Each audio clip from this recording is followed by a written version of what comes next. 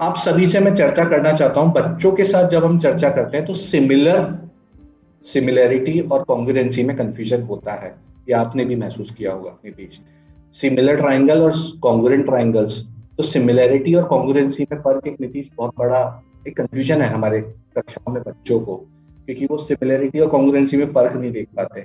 और अभी तो कोविड भी गया है, उसके बाद ये कैसे याद रखें? एक तो ज्योमेट्री और अलजेब्रा सब साथ आ जाते हैं, ऊपर से कुछ ऐसे शब्द जिसमें हम डिफरेंशिएट नहीं कर पाते। नीतीश, आपकी मदद मैं ले सकता हूं अगर बिल्कुल चंदन, सिमिलैरिटी। तो जैसा कि आपने बताया कि हमारे छात्रों में ये परेशानियां होती हैं कि वो सिमिलरिटी और कॉन्ग्रुएंसी में कई बार कंफ्यूज हो जाते हैं। इन सब चीज़ों को कौन से आकार या आकृतियां, कौन से त्रिभुज वगैरह सिमिलर हैं या कॉन्ग्रुएंट हैं, कैसे पता करें। तो इस पे चलिए हम एक जांच पड़ताल करते हैं थोड़ा आगे बढ़ करके।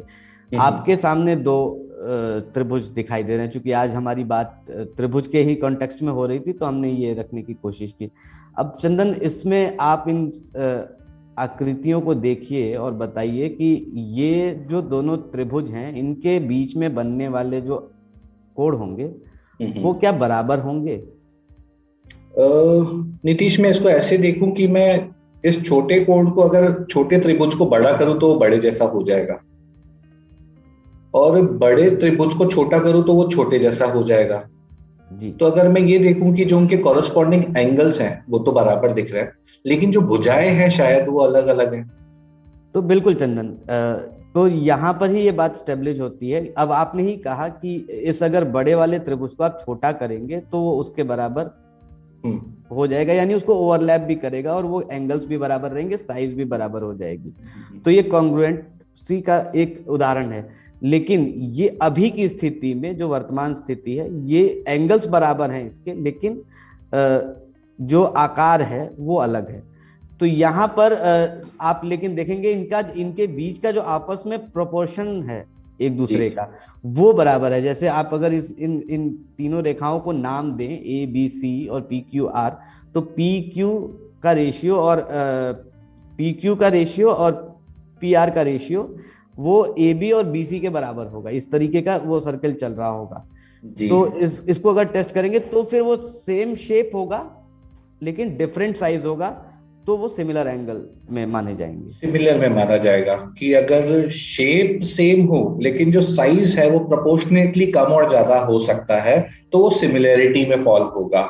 लेकिन वो नीतीश, जो कॉन्ग्रुएंसी हम समझ के आए, सर्वक्षमता समझ के आए, वो शायद उसमें फॉल नहीं करेगा। नहीं, नहीं चंदन, बिल्कुल कॉन्ग्रुएंट होने के लिए उनका सेम शेप और सेम साइज का होना बहुत जरूरी है। ये इतनी सी बात, इतना सा डिफरेंस कि भैया कॉन्ग्रुएंसी में ये दोनों कंडीशन फुलफिल होनी चाहिए, लेकिन सिमिलैरिटी में अलग अलग होनी चाहिए। एक छोटा जूता सेम तरीके का है, बड़ा जूता वो सिमिलर जूते होंगे लेकिन साइज बड़ा, 9 नंबर और 8 नंबर सॉर्ट ऑफ। मैं इसको वैसे देखता हूँ नीतीश। सिमिलर होंगे लेकिन कॉन्ग्रुएंट नहीं होंगे। धन्यवाद। बिल्कुल इसको चंदन। लेकिन एक यहाँ पर एक सवाल जो पैदा होता है, पिछली स्लाइड में अगर आप जाएं तो आपने ये कहा कि सेम शेप का होना जरूरी है, सिमिलर एंगल होने के लिए डिफरेंट साइज का होना जरूरी है, कॉन्ग्रुएंट तो नहीं होंगे इन कंडीशन में। लेकिन अब आप ये भी जांचें, और हमारे शिक्षक साथियों से मेरा प्रश्न है, अगर सेम साइज हो लेकिन डिफरेंट शेप्स हो तो क्या वो सिमिलर होंगे कि नहीं? ये सवाल आपके स्क्रीन पे नहीं आ रहा, लेकिन नीतीश ने पूछा है कि सेम साइज होगा लेकिन एंगल अलग अलग होंगे। आप ऐसा बोल रहे हैं नीतीश? बिल्कुल चंदन।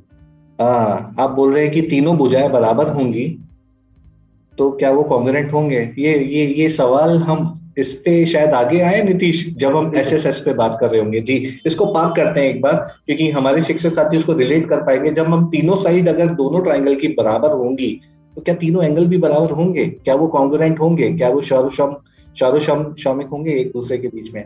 एक बार जानने की जरूरत करते हैं। लेकिन नीतीश, आपका कहना था कि एक दूसरे के ऊपर पूरी तरह ओवरलैप नहीं हो रहे, तो ये कॉन्ग्रुएंट तो नहीं है। लेकिन इनका जो शेप है वो प्रोपोर्शनेटली उससे छोटा है, तो ये सिमिलर की कैटेगरी में फॉल करेंगे।